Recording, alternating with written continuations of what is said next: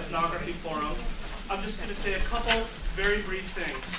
One is, this event I think means a lot. Thank you for being here. We're just hoping there's not a fire. This event means a lot. Historically, we would have the keynote speaker give their keynote speech in the morning, as Vivian Vasquez did, and then they would kind of have a brown bag panel.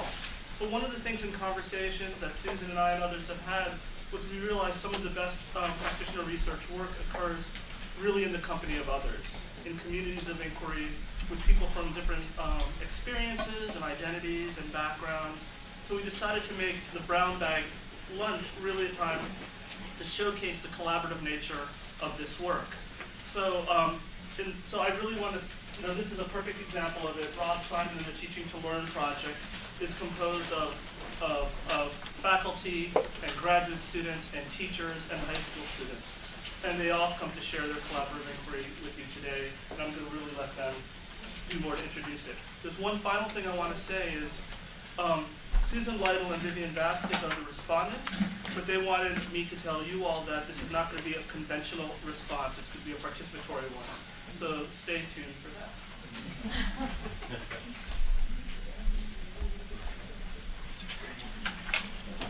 So thank you all for being here today. We're actually not going to introduce this. We're going to perform this.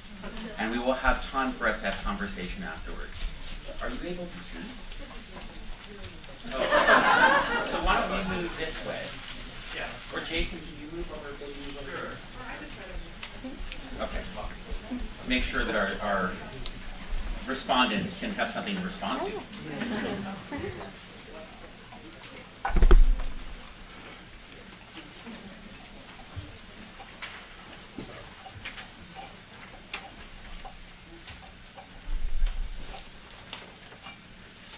Romanian Holocaust survivor and poet Paul Celan experienced the loss of his parents in the Nazi death camps. Through poems like Speak, You Also, he paradoxically represented horrors that resisted and continued to resist representation. For Celan, surviving, speaking as the last, meant writing into and through aporia, confronting his own burning need to write and the insufficiency of what he called the swell of wandering words, to convey the indescribable suffering he and others experienced. Celan despaired that his words were not enough.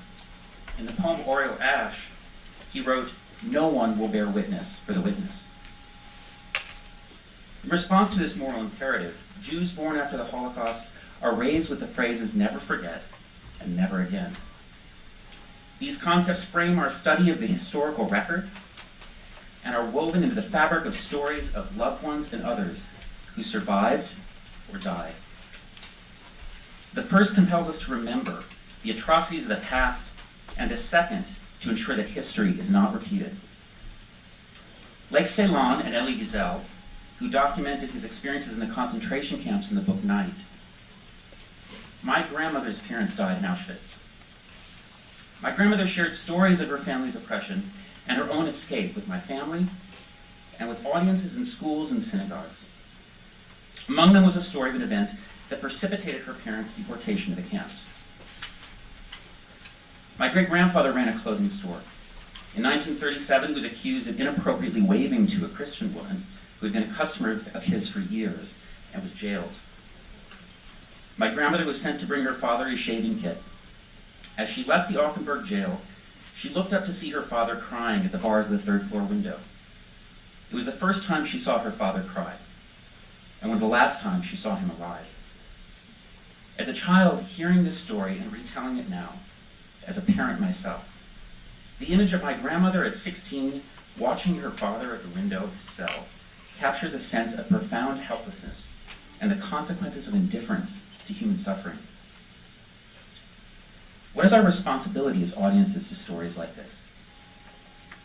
In a speech at the opening of Yad Vashem in Jerusalem, the Holocaust Memorial, Elie Wiesel spoke about the character of the messenger in Kafka's stories, who is unable to deliver his message.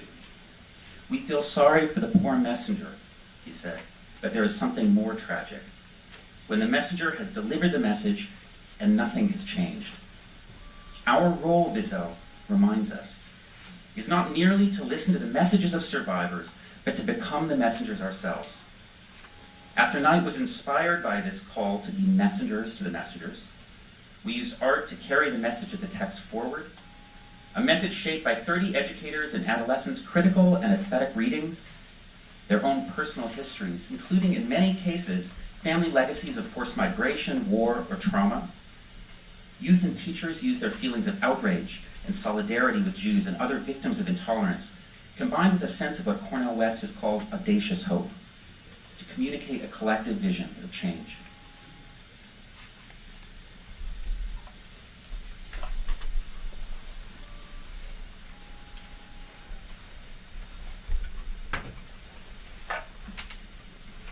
Looking back on the After Night project, I think there were many times when my mentality was changed as a direct result of my participation. The most prominent moment would be my interpretation of the people sentenced to the concentration camps. Before reading Night, I connected the Holocaust to a bunch of statistics, never meant to have any purpose more than pure numerical data. The novel changed this feeling.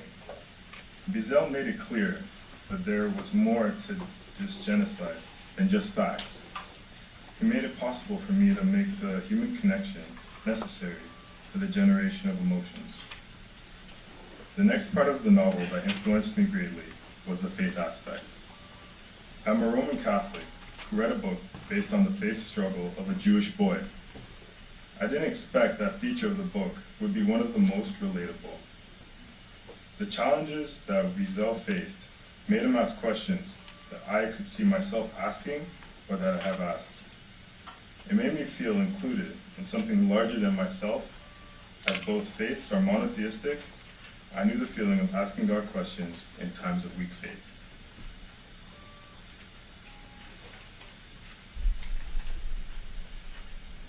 The experience I had doing this project was astounding.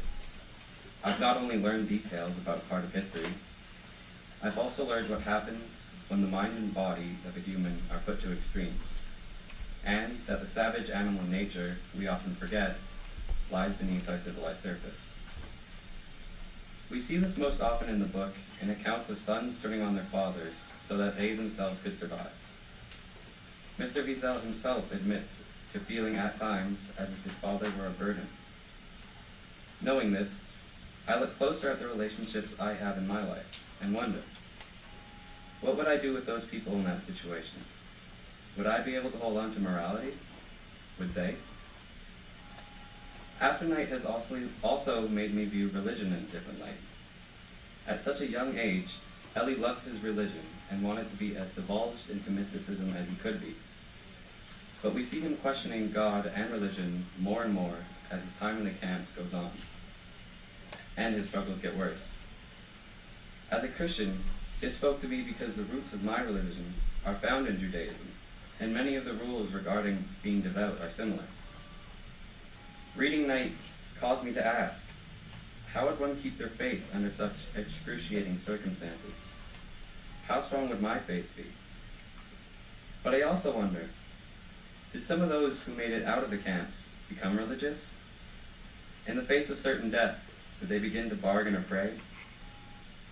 I could not begin to try and comprehend the toll of the things that so many unfortunate men and women had to go through, and the impact it's had on their lives, let alone their faith.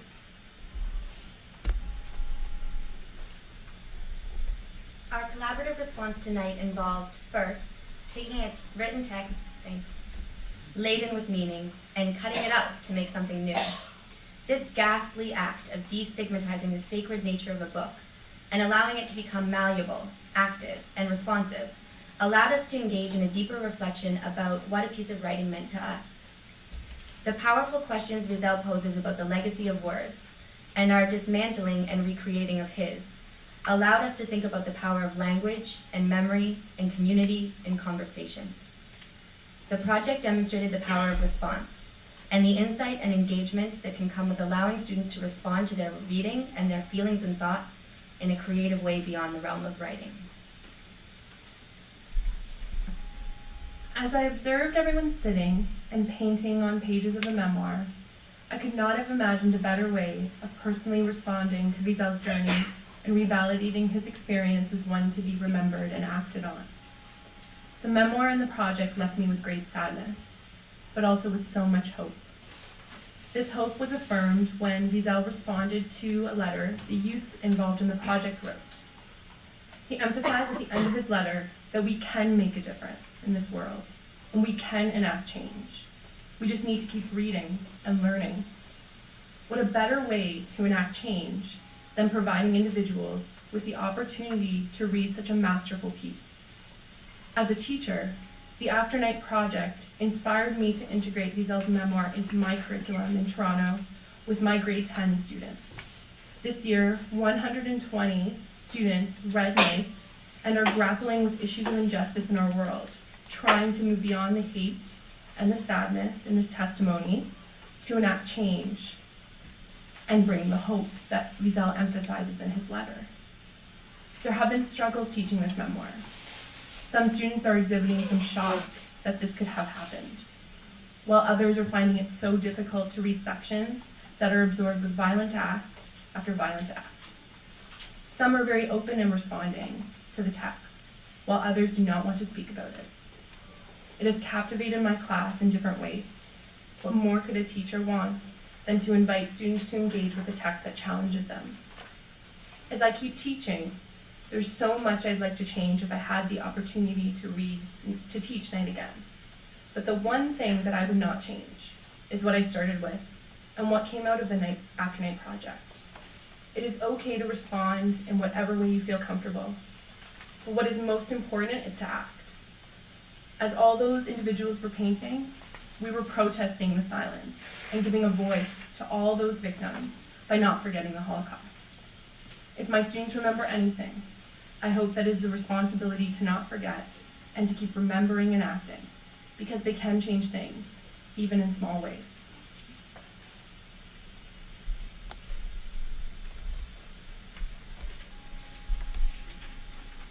A book like Night makes me want to do something more upon reading the last page, besides crying. There is a gentle demand that you reflect, discuss, and for me, create. As an artist, I never know when the inspiration will come or what will be the catalyst.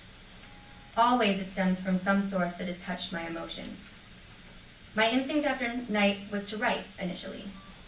A meandering collection of thoughts, some questions about meaning and trying to find it.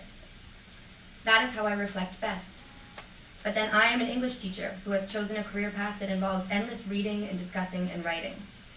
Not all my students, however, will fit this mold, and it is important that students with different styles of expression also have an outlet to reflect, discuss, and create in ways that are meaningful.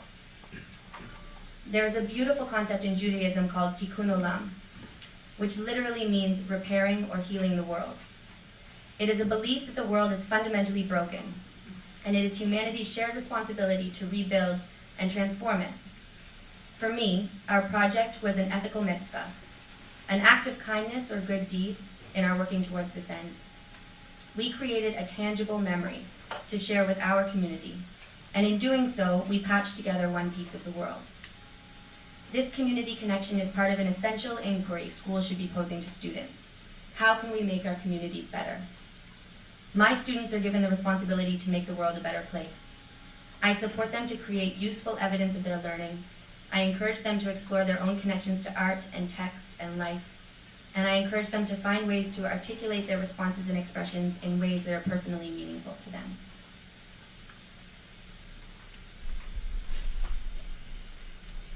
Looking at history helps us, as a society, to ensure our wrongdoings are not repeated. Moreover, it allows us to critically view our successes, such as ages of reason and enlightenment, and pave a path for our future. Writing a letter, making triangles, and even reading Night were all small ways of exploring the path to learn for the future. By raising questions like, what makes a good government? How should people conduct themselves in war? What is ethical? But most importantly, how can we educate future generations about these scars in the face of human history? As the survivors of this event grow older and become fewer in number, this question becomes more relevant. It is the job of those who are left after they are gone to answer it. inviting my students to get inside a text, literally and figuratively. Through the arts, help them to materialize their readings, develop empathy, and act on it. There's a crucial link between the arts and moral action, what Susan Stinson describes as the capacity of the arts to awaken people to the possibility that the world can be different than it is. This sense of hopefulness and possibility is an indispensable component of critical literacy.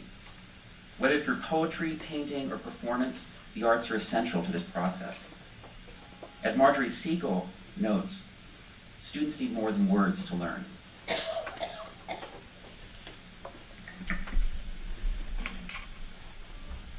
Wiesel acknowledges that appropriate responses should not be the main objective in reading his book. What is important for teachers and students to take away is the fact that there is a reason why we read Holocaust memoirs. That is, to never forget what happened to the Jews in Nazi Germany, and to actively protect humanity from such tragedies happening again.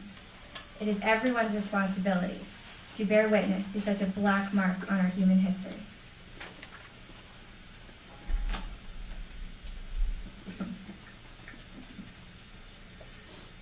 Dear Mr. Wiesel, in 1986, when Saddam Hussein launched his Western-backed missile attack on Tehran, I was 13.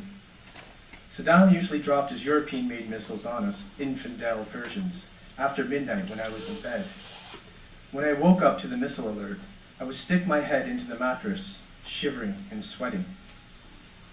As soon as the missiles hit, I felt sure I was alive. I thanked God, in tears, for saving my life. I immediately, however, hated myself for thanking God for having someone else killed instead of me. Some people had to perish that night, and I found it pathetic to imagine that God, for some reason, had chosen me to survive. I hated myself because I knew I was quietly celebrating someone else's death. And I hated the universe for having put me in that senseless, inhumane position, at the same time expecting me to make sound ethical judgments. The war ended. The West decided Saddam was a brutal dictator, and I stopped talking to God forever. Human madness, however, has not ceased to exist. The meaningless lunacy that you, more dramatically than many other people, had to struggle with as a young man. The Holocaust is one of the most painful examples of how irrationally and consequently cruelly human beings could behave. When I read Night, my childhood missile nightmares assailed me again. Following your words in my bed, as well as feeling sad, I was again furious at the barbaric circumstances which had trapped you and your family.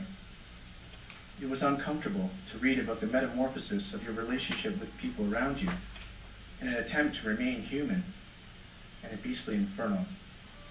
I have a 7-year-old son. All through the book, the only face that I was able to imagine for your character was my son's face. And I think I do not need to explain how helpless I felt as a father, merely by imagining my son in that situation. I have learned from bitter experience that I, as an individual of average status, can hardly control or impact explosions of human collective madness. I, however, think that I unconsciously decided to become a teacher in order to be ahead of the instant and arbitrary policy-making of history's assemblies of fools. When madness hits, there's not much time for dialogue and conversation. The boorish take center stage, and the sane are isolated. Teaching has given me the chance to speak with students before tragedies strike, before they have to make decisions that will impact other people's lives.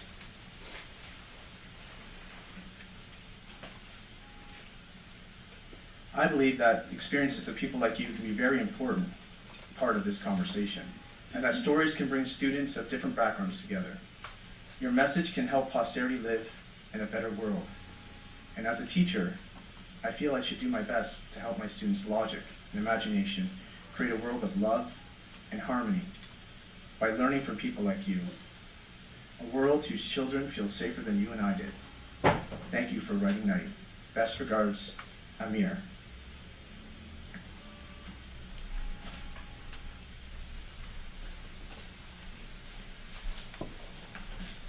As a teacher, I collaborated with art educator and activist Tim Rollins and high school students on an exhibit for the Jewish Museum in San Francisco, exploring the concept of tzedakah, the Hebrew term for justice. Rowan's work with youth in the Bronx, who he refers to as kids of survival, involves painting on book pages. The artwork they produce is incredible, large-scale paintings on pages of text, such as oversized gold and red letter A's on pages from the Scarlet Letter, or caricatures of world leaders as animals on the pages of Animal Farm. I use this approach as a teacher of adolescents who'd experienced significant school failure and violence in their lives. In his many years supporting teachers to use the arts in school and teacher education, Jerry Harsty has explored how the arts open up spaces for what he terms abduction. Moving past the logical conclusion of facts, data, and information, as Harsty puts it, arts-based inquiry invites intuition, the exploration of possibility, creativity, and imagination. This idea inspired our use of the arts as a vehicle for critical inquiry in the After Night project. The symbolic and representational power of painting allowed us to address central themes in Wiesel's text in ways that would not have been possible otherwise. For example, we reimagined the symbol of a triangle which Nazis used to designate individuals as undesirable in ghettos and concentration camps, as a representation of our connections with diverse communities and our solidarity with victims of injustice. Munch's activists in the gay rights movement reclaimed the pink triangle as a form of protest and a symbol of pride. Students and teachers painted hundreds of triangles on individual pages of Night. The range of choices they made in color and design were incredible. Maxine Green has argued that the arts provide a sense of agency, even of power, that can open doors and move persons to transform. In the words of one student who visited the After Night exhibit, the artwork brings life and brightens, teaching a lesson to those who take the time to view it about what the power of many can accomplish.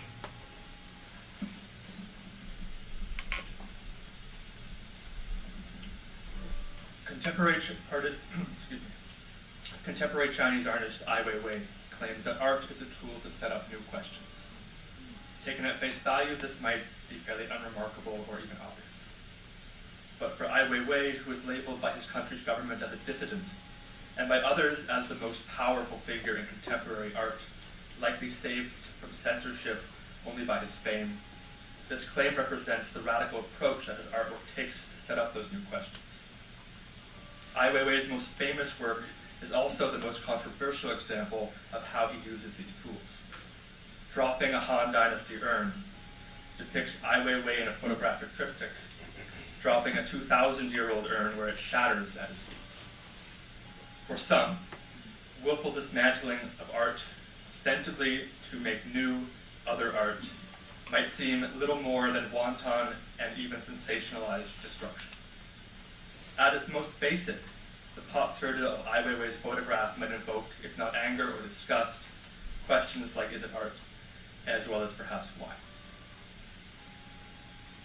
The largest pieces of the After Night exhibition were 5-foot by 5-foot canvases, covered in gesso, and finally, pages torn, or less sensationally, meticulously cut from Wiesel's Night.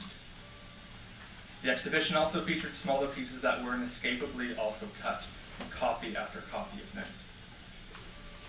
Like Ai Weiwei, the art presented in the After Night exhibition might controversially represent a similar kind of destruction of another venerable artifact, the book.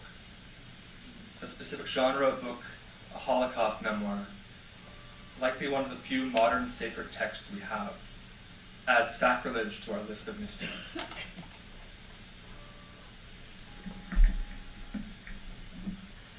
After Night was my first experience using art as a means to respond to literature.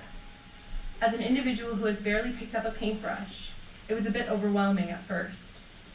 I wondered how everyone else felt as they were painting. Some seemed serene and others uncomfortable. Some shared their experience of reading Night and others kept silent. However, as I observed everyone sitting and painting on pages of the memoir, I could not have imagined a better way of personally responding to Wiesel's journey and revalidating his experience as one to be remembered and acted on. Night, which I came to read for a second time for this project, produces in me both sorrow and a desire to live. Painting, while I enjoy it, has never produced in me these emotions. Painting has always been Zen-like, a retreat into nothingness. But during this project, the first time I came into the classroom to paint, I was moved by so many emotions. I listened to the students as they tried to make sense of a senseless point in history. I listened to them identify with Wiesel's experience and was struck by my own confusion.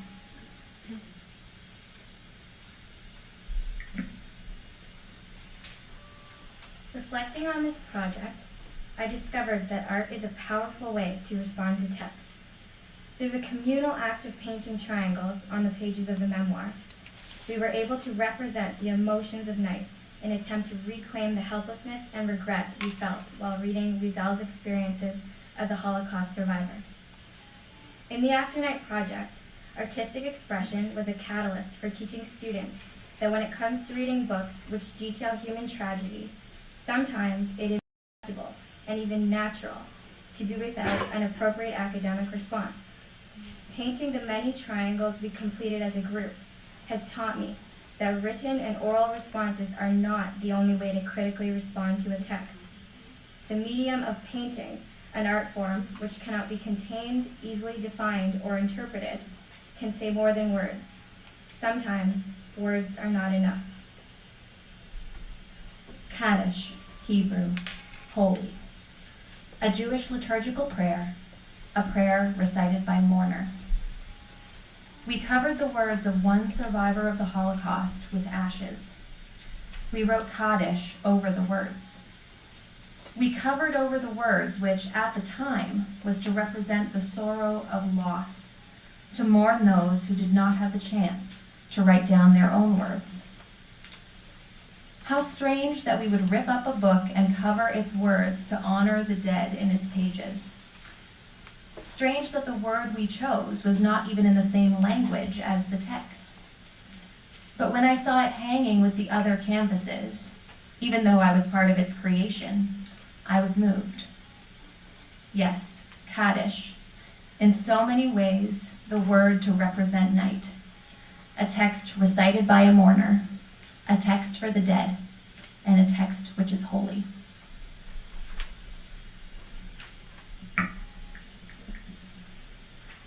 Kaddish, the Hebrew word for holy, emblazoned on night. We talked about the feasibility of writing with remnants of burnt carbon, and we couldn't decide. Could we write something legible with a liquefied mixture of ash and water?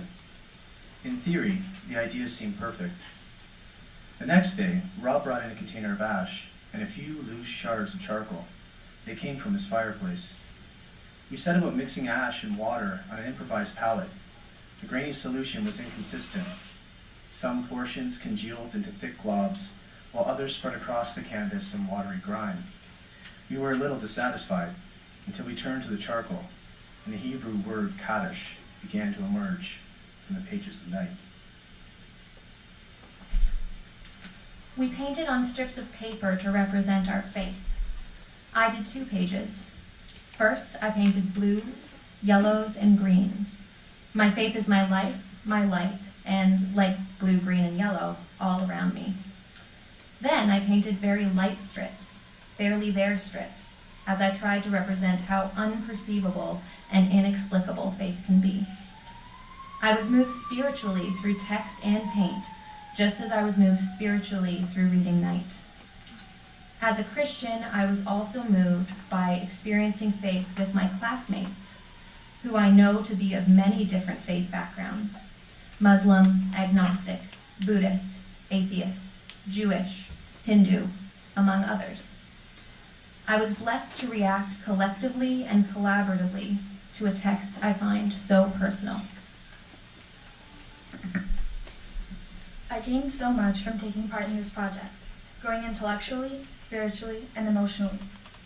I especially feel that I was able to connect with the novel on another level through the painting components of After Night. By continuously painting new colors that reflected the novel, it became that I no longer thought of what I was putting on the paper. I just put down what I felt.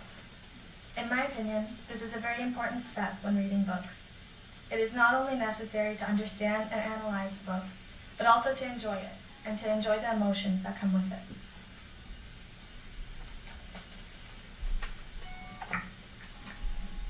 While I gazed at Jacob's ladder that evening, I recalled another work that Rob and I had read together in the summer of 2011, Slavoj Žižek's work on violence. Žižek draws upon Walter Benjamin's thesis on the philosophy of history. Benjamin, one of the 20th century's greatest philosophers, chose to take his own life rather than to hand it over to his captors during the Holocaust. In one of his last passages, Benjamin describes a troubling vision that is inspired by Paul Klee's painting entitled Angelus Novus, which now hangs in the Israel Museum in Jerusalem. A Klee painting named Angelus Novus shows an angel looking as though he's about to move away from something he is fixedly contemplating.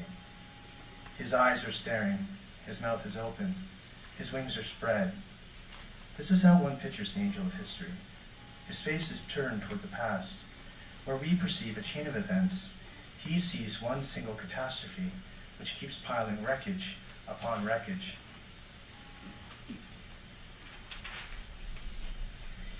And hurls it in front of his feet.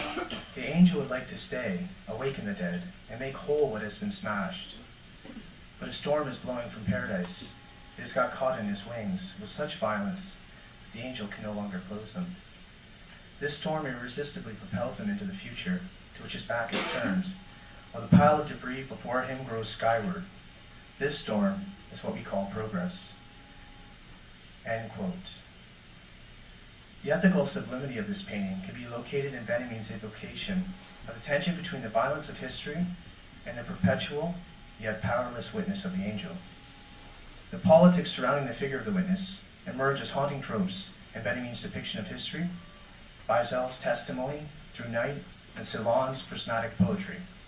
Ceylon's quote, which we also discussed in Rob's graduate seminar, "No one will bear witness for the witness," is a consonant challenge. I believe the After Night exhibit attempts to address this challenge while thinking through the operatic nature of the witness.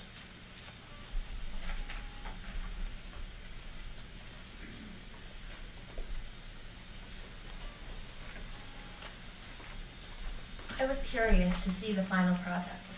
I forget what the purpose of bringing the Jacob's Ladder text into the class was, but I remember feeling free at that moment to represent the most deeply personal aspect of myself in front of a whole group of people.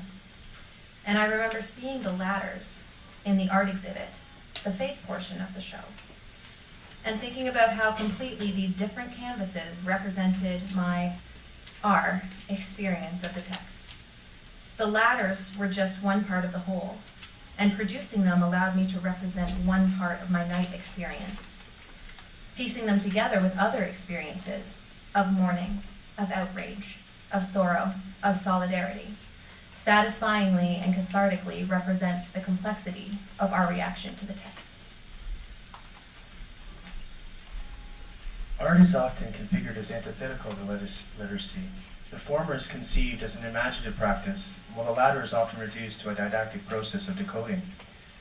In our graduate seminars, we talked about how literacy practices can be framed within the figured worlds of institutions. Some of our questions then evolved. How do we reconfigure the worlds of literacy, especially the ones that we see as delimiting for our students? Defined and delimited possibilities surfaced during the initial stages of thinking through the After Night project.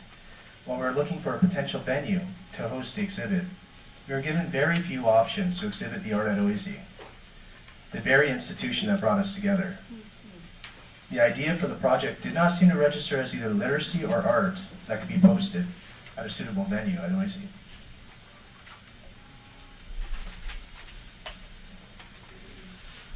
This art exhibition was done by teachers, graduate students, and high school students from a parish youth group, all working in consort to tear, position, gesso, paint, and eventually hang our work publicly in one of the most well-trodden paths at the University of Toronto, the Hart House Student Centre. On the University of Toronto campus, Hart House is another kind of venerable artifact in and of itself. One of the first dedicated student centers in North America, at nearly 100 years old, Hart House first opened in 1919, and it was constructed throughout the First World War. The adjoining Soldiers' Tower perhaps best represents that this building was constructed during a time of immense crisis, which it marks with the names of students and alumni of the University of Toronto who died in the First World War and subsequent conflicts that are inscribed on its walls. Harthouse itself is emblazoned with artifacts of war as well. On the walls of the Great Hall, the site of many important presentations and galleries over its history, are crests from the universities in the British Commonwealth and other allied countries from the First World War, including the University of Pennsylvania. The Harthouse Chapel holds the least obvious of these wartime artifacts, however, 4 pairs of mullioned stained glass windows. At first glance, these seem discordant, depicting no single scene, story, or pictorial representation of anything. That is because these stained glass windows were made from shards taken from the husks of destroyed churches in Europe by soldiers from the University of Toronto and brought back to the university following the war. Art exhibitions often take place in disinterested galleries, with works hung on plain walls meant to elucidate these temporary residents. Our exhibition was hung in the main corridor of Harthouse, precariously perched on nylon cables stretching from the ceiling. This also positioned our exhibition as something interested in its surroundings, made different by being placed as it was, not in a sterilized gallery, but in the heart of a university campus. In this way, Harthouse was not the first choice for an art exhibition, but it was the best choice. Positioning fragments of books with fragments of stained glass allows for different kinds of questions to be asked about both. Their relation to their very different testimonies of conflict, their relation to the building in which they are in, and broadly how and where art is encountered in our lives. Classrooms, for example, present spaces where art is often constrained to certain discrete lessons if it is present at all, and where books are predictably read and returned, saved for the next day's lesson or next year's students. On the other hand, artistic responses to a book, where students are invited to interact with books as physical, cultural objects in different, potentially counter-discursive ways, might invoke intrinsically different questions and meanings than reading a book and writing about it. This positions art in and in conversation with classrooms, to ask new questions of the spaces and the stories that we encounter. What kinds of stories can be told and retold from fragments of pottery, glass, and paper? Who has license or obligation to tell these stories, and who has a right to listen? How can we encounter cultural, historical, or social artifacts in our own time, under duress of expectation, policy, or curriculum? And in what ways might these questions intersect or interrupt the predictable discourses of our lives?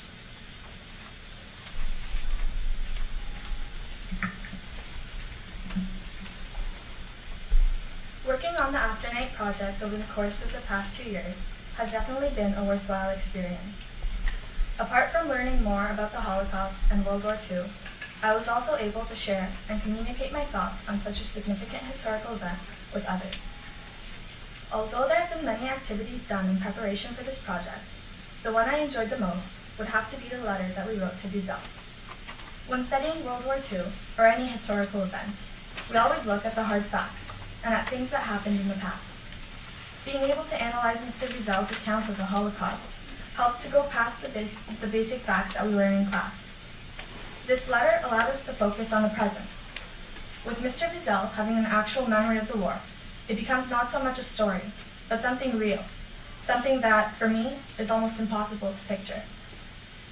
As opposed to learning the impacts and effects on the entire population, we learned how one single person was impacted and affected. To know exactly how one life was shattered and destroyed helped to paint a picture of the extent of the damage, intensifying any emotions that might surface when remembering the Second World War. Art is normally considered to be one of the best ways to express your feelings and thoughts, and in this case, it rang true. By choosing colors that represented themes in the novel, it was easier to connect with the emotions that were portrayed by Wiesel in his work. After completing this project, I came to the realization that I would never truly be able to recognize exactly what happened in the Second World War, because I was not there to experience it firsthand. The pain, the suffering, and the fear are all emotions that I will never, as a result of the war, feel. Even though I was unable to achieve the unachievable, I did grow a deeper understanding of the nature of man, what drives us and gives us courage, and what weakens us.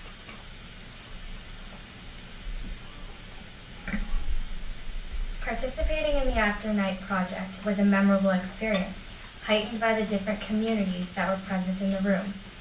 Graduate students, teacher candidates, and high school students all painted alongside our Professor Rob, letting our paintbrushes and color choices do the talking for us. I recall trying to select bright pastel colors, colors I associate with happiness, as a means of fighting against the horrors inflicted on the Jewish people by the Nazis. In a similar vein to using the upright triangle, I wanted to reclaim the colorful and bright triangle to oppose the evil dark hues which I aligned with Nazi Germany through my color choices.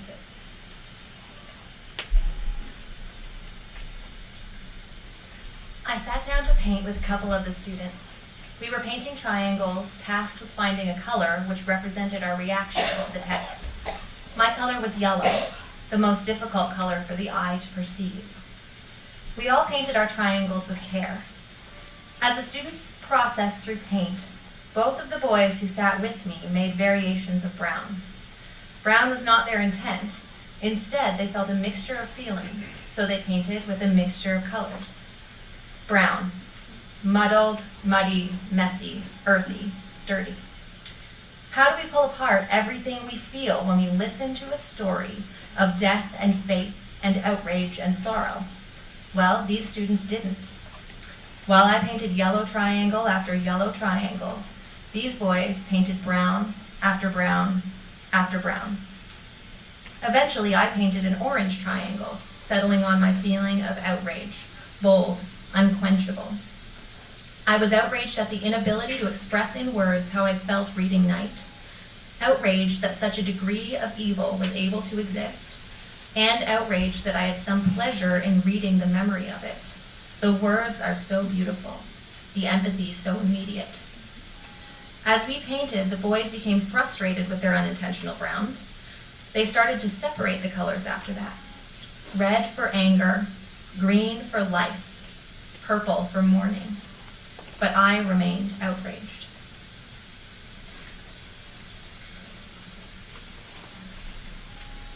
Collaborative art, like collaborative writing, has always been framed like an oxymoron to me.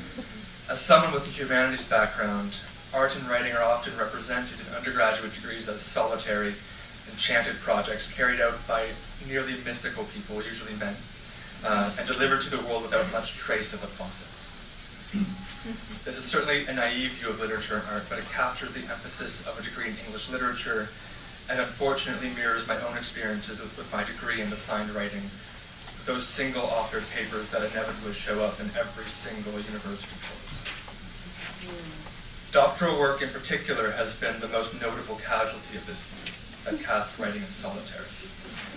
I can't recall the number of times that I have heard a PhD being compared to a monkish lifestyle, where a student sits in a cramped library cubicle, ostensibly reading and writing for 5 years. The After Night project was a way out from this reductive and predictable rhythm of art and writing, and a way in to a more nuanced and more fruitful experience as a doctoral student. After Night not only challenged notions of solitary work, it lived out those challenges and bore them out on an almost daily basis. I've said before to other audiences that I never thought as a doctoral student I would have spent any of my time painting with youth or teachers, or contacting galleries for an exhibition. In truth, perhaps I bought into some of the received wisdom about doctoral work, if only because I had no recourse, or an example of an alternative view.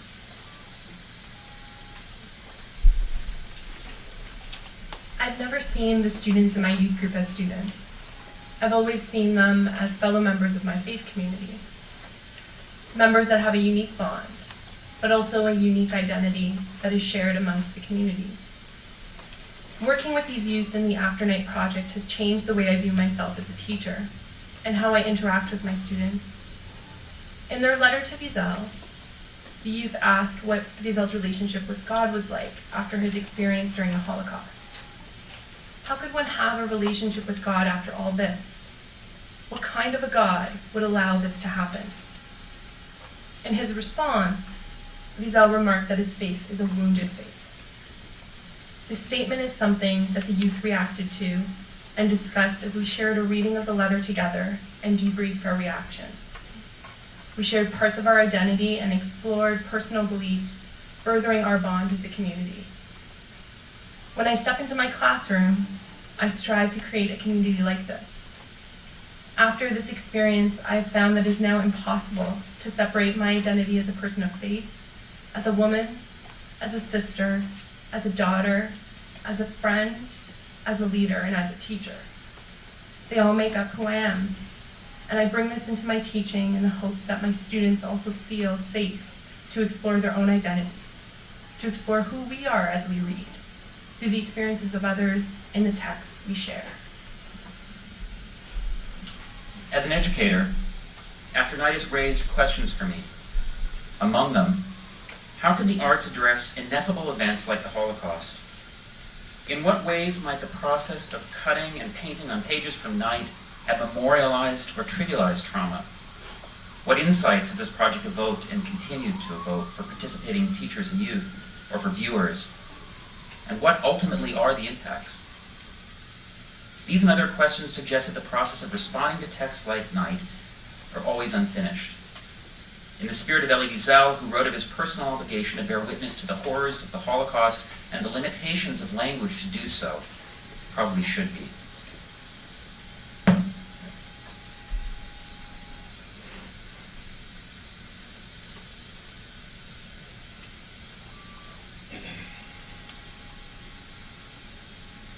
We hear you. We want to be part of this testimony, this effort to remember and ensure that no one forgets. Through us, we sustain Jewish religion, Jewish culture, Jewish tradition, and Jewish memory, but also all religion, all culture, all tradition, and all memory. However ugly, it is our obligation to reveal evil whenever we see it and force a conversation about it. Evil does not go away when we bury it. When language burdens our memory, it is possible to reach a semblance of our notions through art. We turned to painting and reincorporated your words to invent a new language that surpassed language, full of color and emotion, individual and collective loss and remembrance. We try to understand, and we also recognize our limitations to understanding. This fine balance we try to walk and make meaningful. Your words have done both, as well as pleasure, warmth, disgust, hatred, disbelief, uncertainty, anguish, faith. We try to find a way to take responsibility for passing along your words as witness. We can take responsibility for ourselves. That is the easy part. We created a tangible memorial to try to encourage others to take responsibility for passing along the message. That we know what happened. That what happened is both overflowing with meaning and desperately lacking it.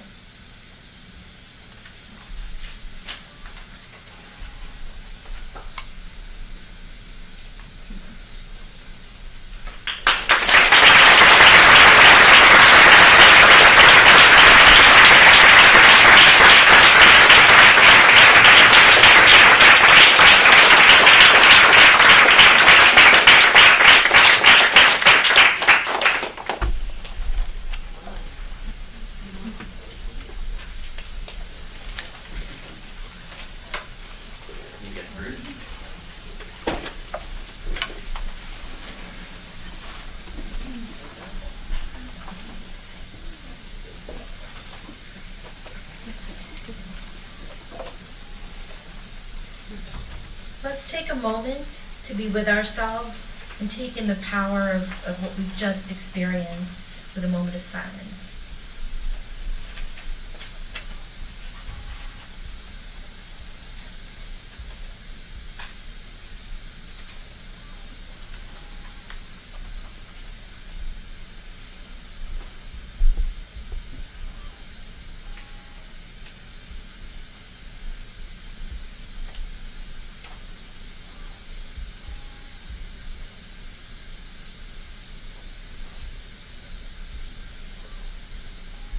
Jerry Harsius always said he wants kids to understand that they haven't really finished reading a book until they have had a discussion over the book.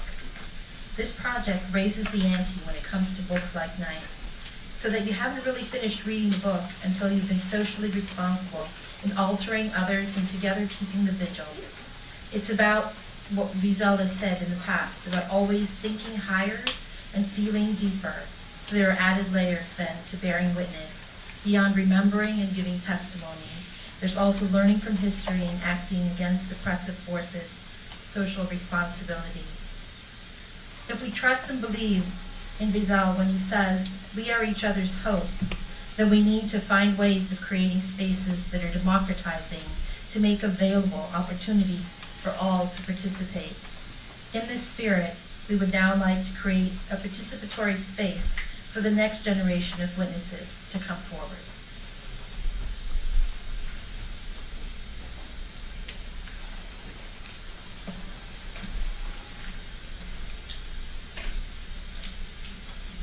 So that we ask that you find the card that someone handed you. There are 3 on the floor here.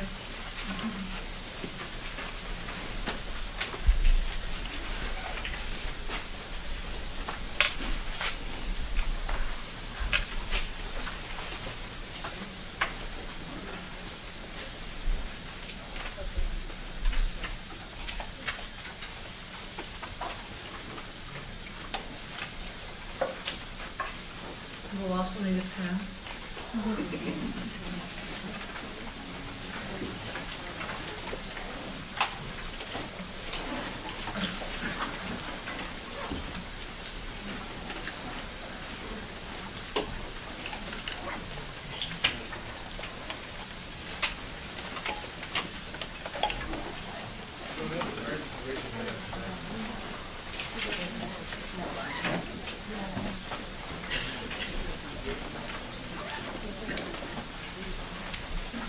So before I go on, I would like to mention that Rob has suggested that he would love to have these cards after this session is over. They can be anonymous, of course, but if you could share with him whatever you write on the card so he won't be able to hear all of it, he would be very appreciative.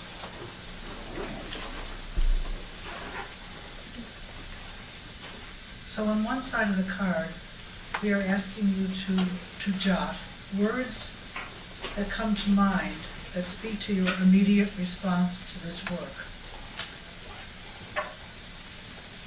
From this presentation or your response to it, words that may have been uttered here by the presenters or words that came to you or you noted down. It's a part of what they have called pulling apart what we feel. So please do that now.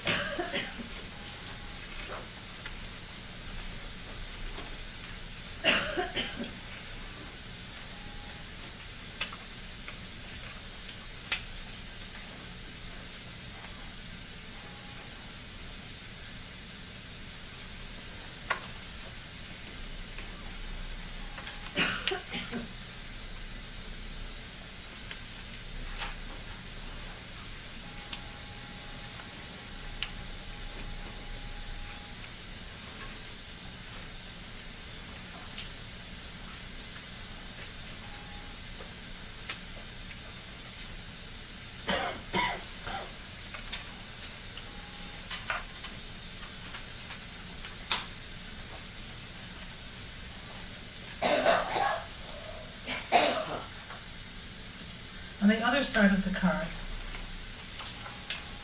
we would ask that you write wonderings.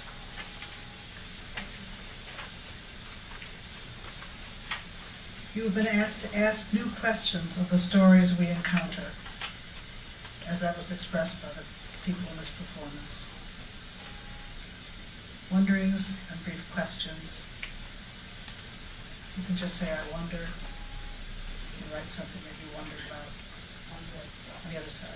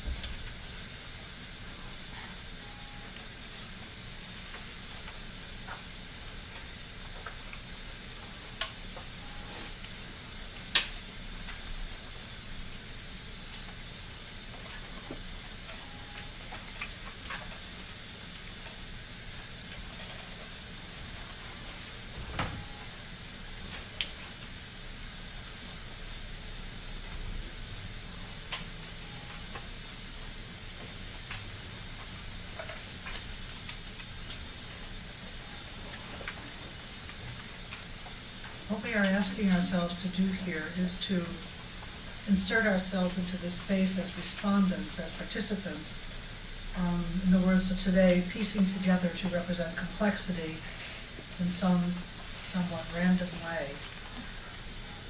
We ask first that you turn to your words, the words you wrote initially. We would just like people to call out any word or words or phrase that this experience has evoked for you. And I will just recognize you by nodding at you or something so we don't all say one word and then it's over. So what's here? Transformative. Transformative. Shame. Disruption. Power. Disillusion. Life and beauty over horror. Other genocide. Faith. Bearing witness.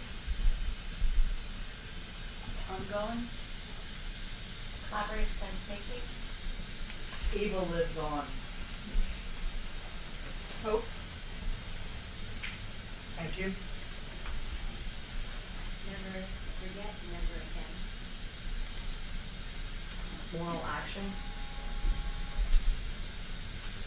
How power and beauty strangle teachers' opportunities to educate.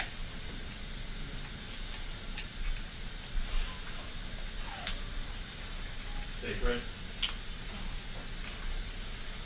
Solitary. Solitary.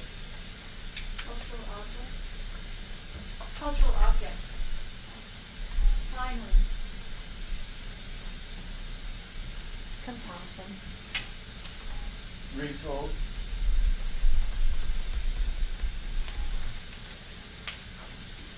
History as motion as well as Incapable of standardization.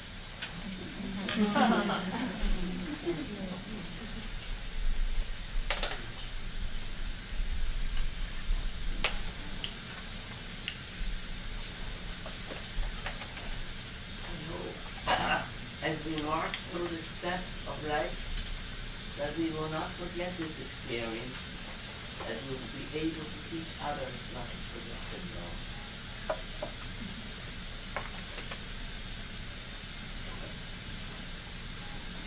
We now invite you to call out your wonderings.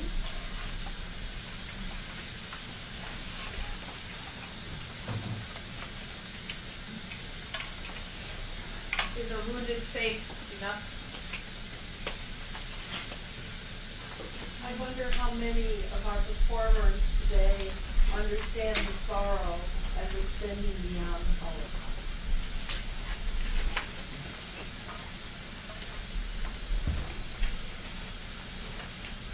Will we ever be able to make heard the moans and screams of those who had no one to write of their suffering? Wonder what will happen to these works of art that honor and deface the lives of books.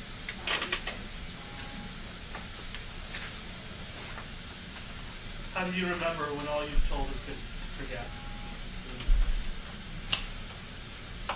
How can change be measured?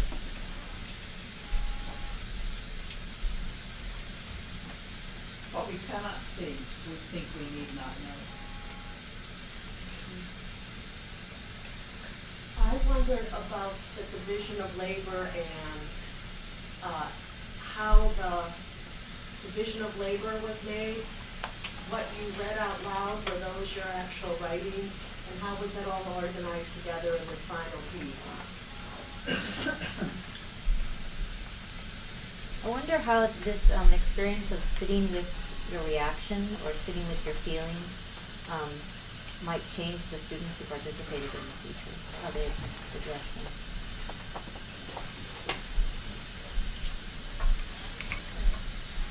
Swell.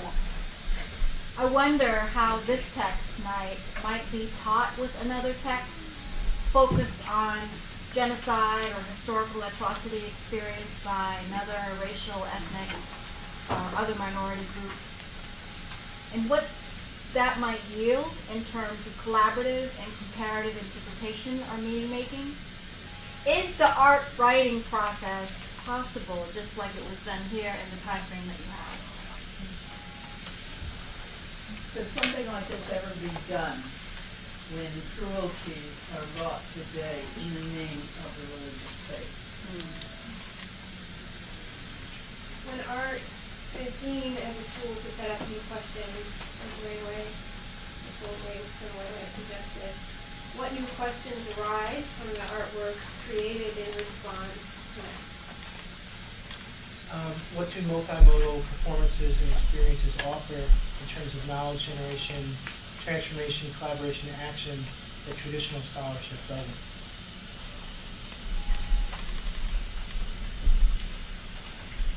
I wonder how well we know the memories of people of color oppressed by colonialism, imperialism, and neoliberalism. I wondered about the meaning of dissecting works of art that we have considered sacred in order to make new art, and I wondered if that's a way of demonstrating a faith in the life of the art.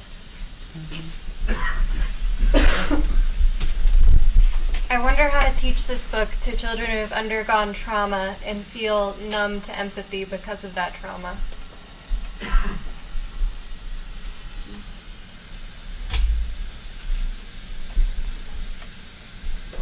So, Vivian and I are turning to the people who gave this gift to us today, asking if you would like to respond with your own words or wonderings in any way you want to think about I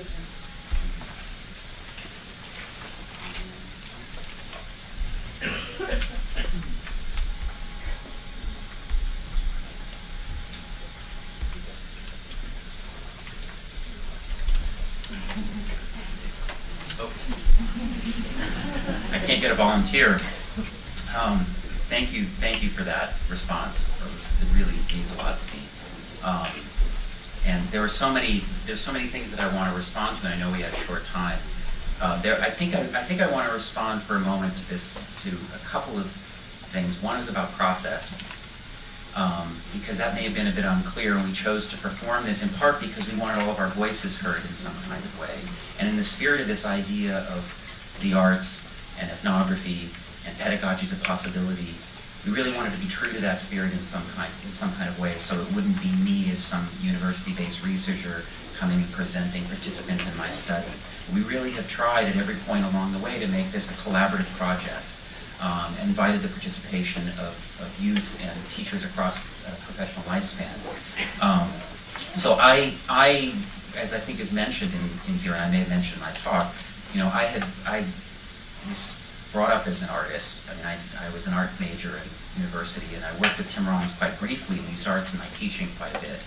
And I'm fortunate to teach at University of Toronto, where we're given a huge amount of autonomy, both in the university but also in the schools, to do things differently. So in the section of my pre-service literacy class where I would be teaching about curriculum, instead of teaching how to write 7-part lesson plans or how to do a novel study, I've taken to inviting people to read books together. And not just together in a class, but together with others. So we've invited adolescents to come in and read with us. And this has involved a lot of different kinds of texts. We chose Night for this project. Most recently, our project is using Absolutely True Diary of a Part-Time Indian. And we worked with 28 middle school kids who worked with us over 3 weeks. And they created curriculum. So there are a lot of curriculum theorists who talk about students and teachers as authors of educational experience, but it's in the abstract. There's very little empirical research of children actually creating curriculum and what that might look like, or even student teachers for that matter, who are usually the recipients of so-called experts' ideas about what they should be doing in classrooms.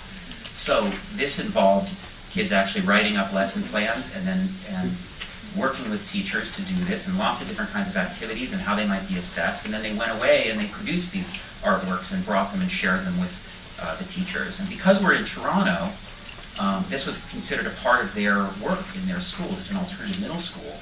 And we're now in the process of writing up these curriculum, and they're going to be a part of the curriculum in that school in 8th grade next year. So we do use other texts. And I think the questions that you're asking about why this text are good ones. I feel a sort of imperative as a grandchild of Holocaust survivors to do that. But in terms of the process, this involved lots of different locations. A youth group Anna works with in West Toronto. Many of them are here today, but there are many that couldn't make the trip. We had 2 vans with 15 people that came down here to do this. And in fact, one of us had planned up until the very last minute to be here, Amir Kalan, and Will kindly read his letter to Elie Wiesel. Apparently the U.S. State Department is not inviting Persian poets in these days. So though I wrote letters on his behalf and we worked to try and get him here, he couldn't be here today. But the process involved inviting everyone to sort of work on their individual book pages, some of which was kind of frustrating to me because having worked with Tim Rollins, I knew we were trying to get to a single color. And everyone kept doing these, what I now view as extraordinary resistances to what I thought we should be doing. And I would say, okay, that looks really nice, but you do the color because I know we have to get to this. So, and eventually I just gave up. And so we just had all of these triangles, and you've seen some of them here, and there are hundreds more that you haven't seen. But the process, in part, for me as a teacher is a kind of what Audrey and Rich would call inventing what you desire, or using what you have to invent what you desire. And to do that collaboratively with these people has really meant an enormous amount to me. So I know that may not have concretely answered your questions about the process, but it really was sort of equally working together to figure out how to do this work. And I learned a lot from Tim, but I didn't learn important things like how do you get the pages on the canvas. And I did do a project on my own, a civil rights project, doing sort of similar process that was in the mayor's office in San Francisco for a number of years in semi-permanent display. So I had done it before, but I also forgot. So this was a chance to kind of figure that out with these guys. So are there anyone else who'd like to respond? You sent me to the mic, you should know better. I think we have a few more minutes. I'd love to hear from you guys if there's anything that you want to respond to. Well, I'll quickly respond to and just say that, I mean, I think Jason expressed it well. Like, as graduate students, we don't often have the opportunity to engage in these types of community-based, multimodal arts-based projects. And just to give a quick anecdote of what that entails, I had to go down and get some fixative spray for the charcoal after we had done the Kaddish. And when I came back, Ashley and Emily were like making this beautiful piece. I didn't even know if it was possible because we had ashes and water at first. So we sprayed it with the fixative, and the whole hallways of Boise smelled, like really potently. And so when I came in the next day, professors were saying, "What's that smell?" And I was like, "What is that?" And so, I mean, the campus was already getting people to ask questions, so it was pretty effective that way. So, as Rob said, so I'm a teacher in Toronto, and I just wanted, first of all, to introduce the youth individually because they made a huge trip here. I took some time off school, so this is Antonino, as you heard, and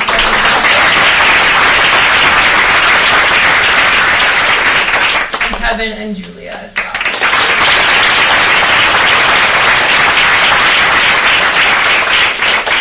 There was a question that came up about using different texts from other genocides, and the term other genocides has come up in all sorts of dehumanization that's happened, we're experiencing all over the world today. So just a little caveat that ties into that, and we are really lucky sometimes to be at Boise and to be in Toronto, in Ontario. At individual schools, there's a lot of leeway with what you can do. So I didn't mention in my vignette, because I wrote it so long ago, but Rob and I just applied for ethics to take this project into the school. So along with 120 students reading night, they just finished painting triangles as well in my classes. So it's just the amazing work that can be done, and it's inspired so many of us teachers, the teachers who are here today, just having these kids here, these young adults, having that courage. And Emmanuel, you mentioned courage, and I know we talked a little bit about that as a word, the courage to come up here, but then the courage to try to do it in schools. And I never thought I would be able to do it in a school, so it's amazing that we're able to do that and just trying to navigate those boundaries to get that into schools. So I didn't mention that, but something to add on.